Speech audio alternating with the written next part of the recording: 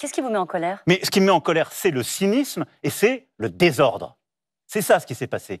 C'est qu'ils ont prouvé une chose, ils n'ont pas de majorité. Mais ils ont surtout prouvé quoi? Qu'ils étaient prêts, socialistes, écologistes, communistes et LFI, à se mettre main dans la main avec le Rassemblement national.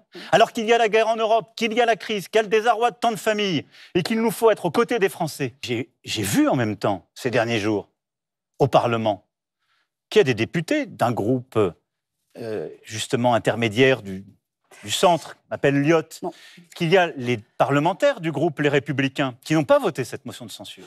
Ils ont donc envoyé un message clair. Nous, on ne veut pas bloquer le gouvernement. On n'est pas prêt à tout. Moi, je pense qu'avec ces parlementaires-là, qui aujourd'hui ne sont pas dans la majorité, le gouvernement et la majorité à l'Assemblée a intérêt à travailler, à engager pour passer la réforme sur le travail, la réforme sur les retraites, la réforme sur l'immigration que nous allons faire, la réforme sur les énergies renouvelables et le nucléaire.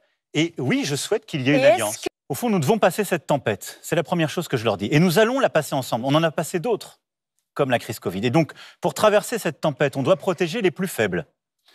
Nos étudiants, nos familles les plus modestes, nos entreprises les plus fragiles, aussi notre industrie. On doit pousser ceux qui ont plus de force à encore faire mieux.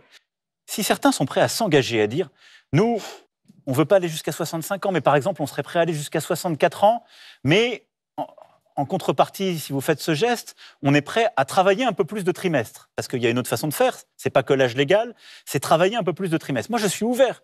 Le tout, c'est que notre modèle retombe sur ses pieds, si je puis dire, et que nous, actifs, on finance bien la retraite de nos retraités.